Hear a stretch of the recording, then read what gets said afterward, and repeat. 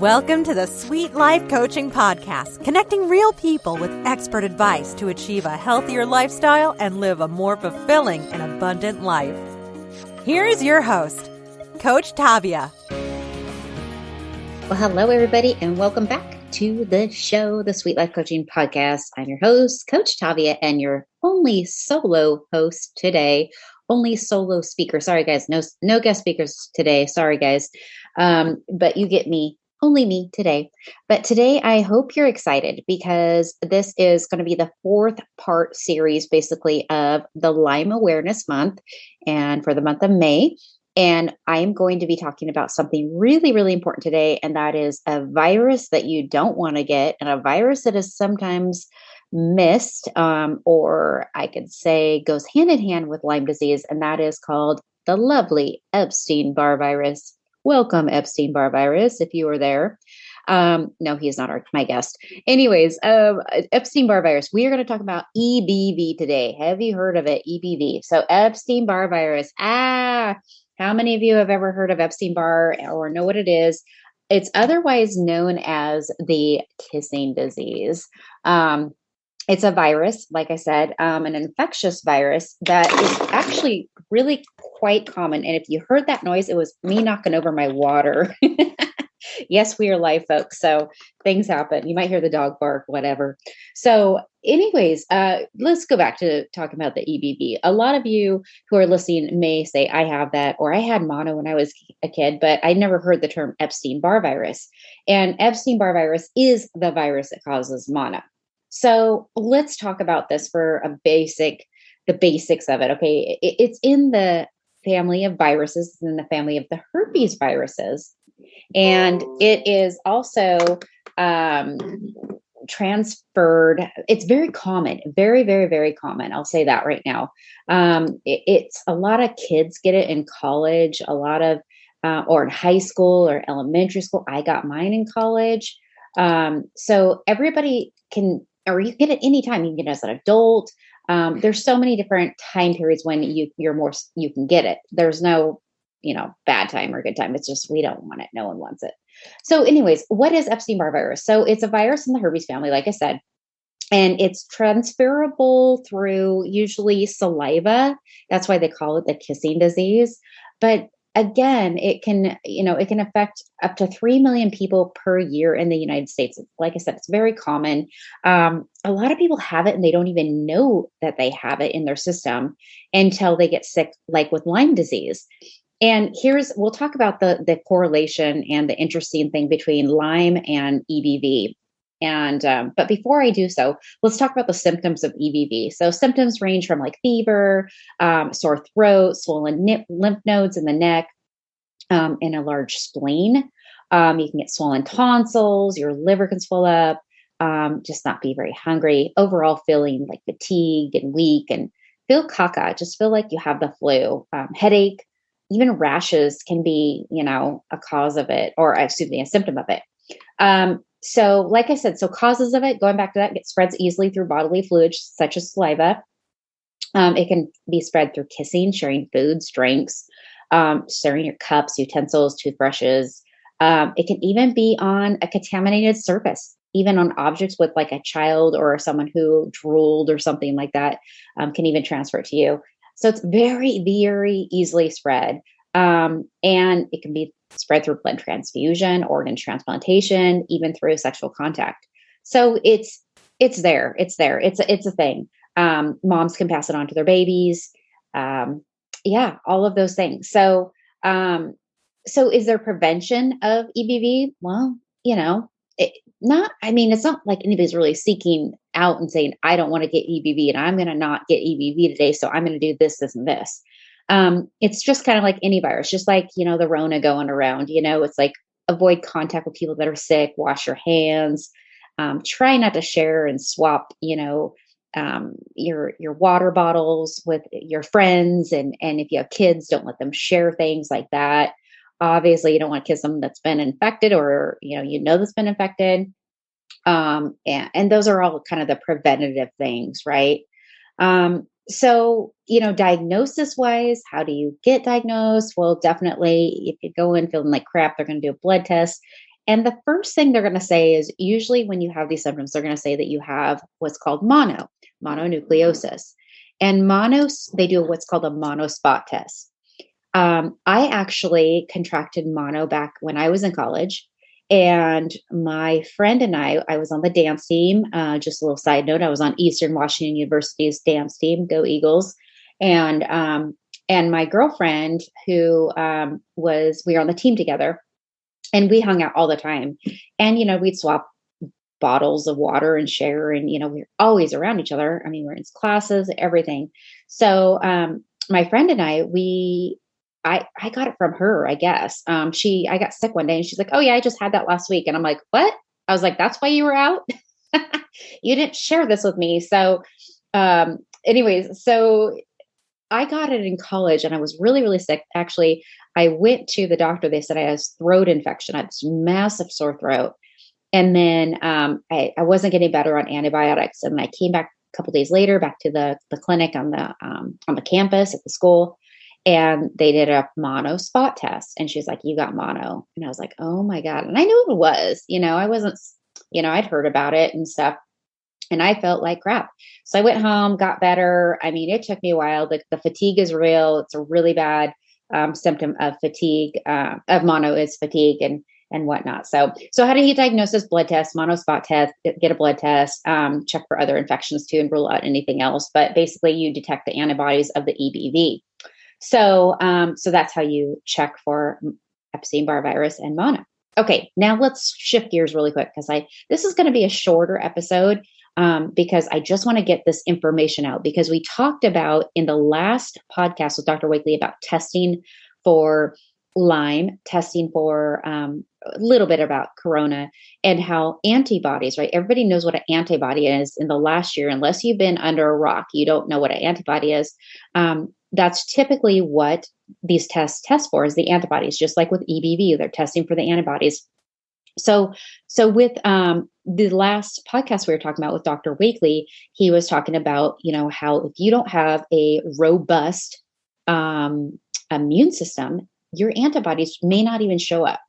And that's why a lot of these tests for Lyme disease are inaccurate, and they're not coming back accurate. Because if you're not, feeling well and you're not doing well, they're not going to show up. And Lyme hides anyways. That's what it is. And the same is true with the coronavirus. Again, do your own research. I'm not telling you this. There's data out there to support this, but there is been, I'll say allegedly, that some of the tests have been false because of the antibodies aren't there. People come in with the symptoms, right? And you're like, I swear I had that. And I know a lot of people there said, I swear I had that, but their tests come back negative, and it just doesn't make sense. Well, if your immune system was super suppressed at the time, maybe you hadn't built the antibodies yet. And that's what they were checking for. So again, just a little lesson learned. Do your own research. Of course, I'm not making any medical claims right here. I'm just letting you know that's kind of what it is. So let's talk Lyme and EBV for a minute. Okay. That's what I wanted to get across to you. Epstein-Barr virus and Lyme, and how those two are so connected. So I didn't know this at the time, but I got Epstein-Barr virus, aka mono, when I was 21 years old, when I was in college. And so I got mono, right? And then little did I know, I had like what was called, I would say like a flare or a relapse, probably like mid-20s, a few years later.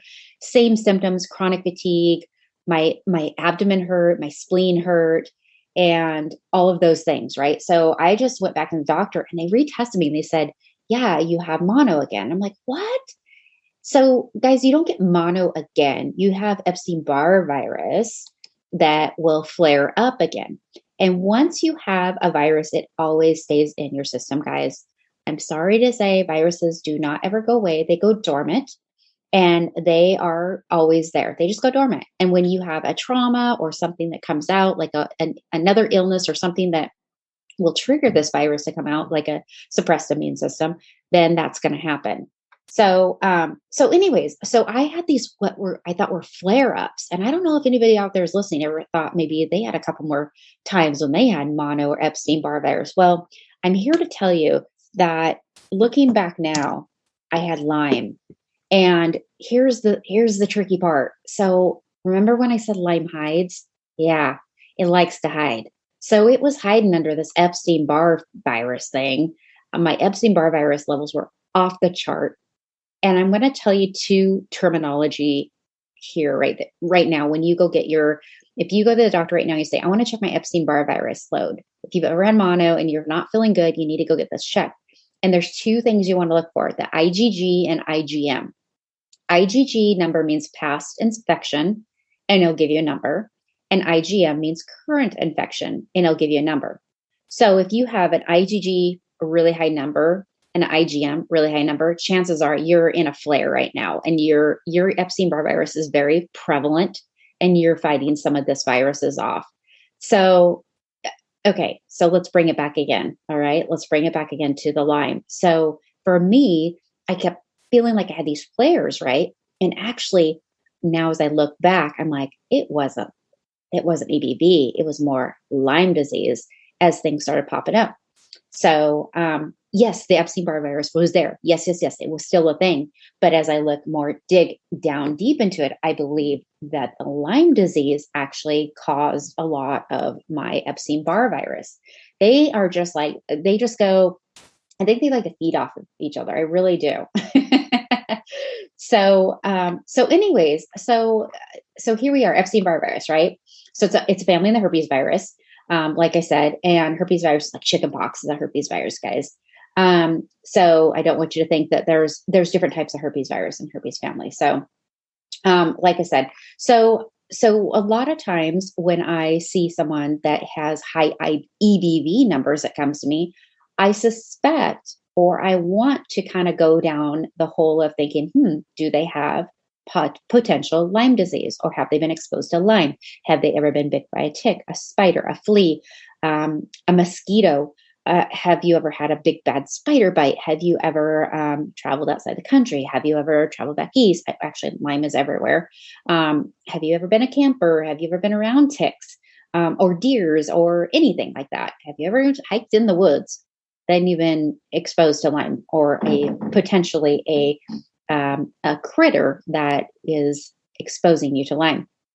So that being said, so definitely you can get Lyme from different types of critters, and I want to point that out as well. So here I was again going back to I thought I had this, this EBV and these flares and blah blah blah, but the Lyme comes up a little bit differently, and again it hides under things that are more prevalent. So if the EBV at the time was more higher, then the Lyme was going to show up.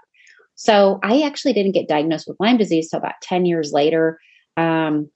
After I had started to get some of these EBV flare-ups again.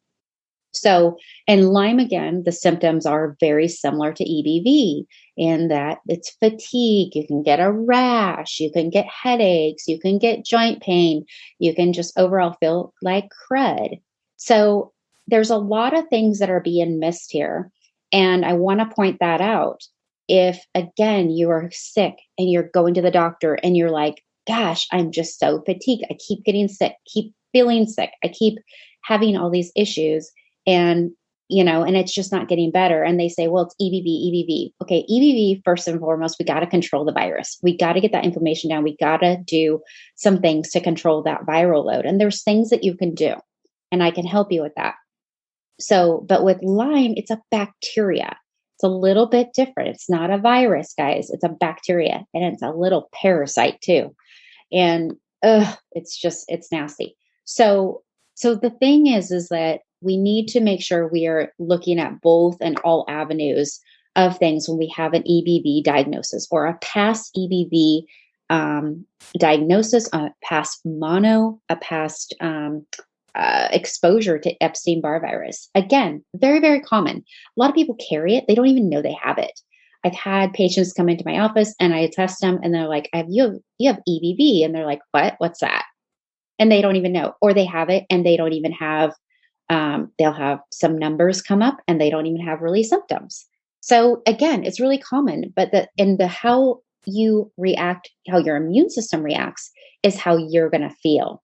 So we have to look at all avenues of your lifestyle, what you're eating, what you're drinking, the water you're drinking, the food that you're eating, the stress that you're under. Stress will bring this on really, really bad. It will reflare Epstein-Barr virus. And it can also bring out Lyme disease. If you may get bit by a tick, you may get bit by a spider or mosquito, and you may never know you have contracted some of this bacteria from these bugs until potentially you have an immune system that goes south, that is not so robust, as like I say. So they all need to be aware of. You all need to be aware of. And it's just an awareness. And that's what I want to bring to the forefront. Again, 95% of people with Epstein-Barr virus, they don't even know. Sometimes they don't even know that they have it. Excuse me. But that is the Epstein-Barr virus is responsible for mono. So a lot of people, again, they don't know that. So I am putting it on the forefront for you, letting you know what the difference is. Also, there is no vaccine currently for Epstein-Barr virus, and there is no vaccine for Lyme disease, in case any of you were wondering that.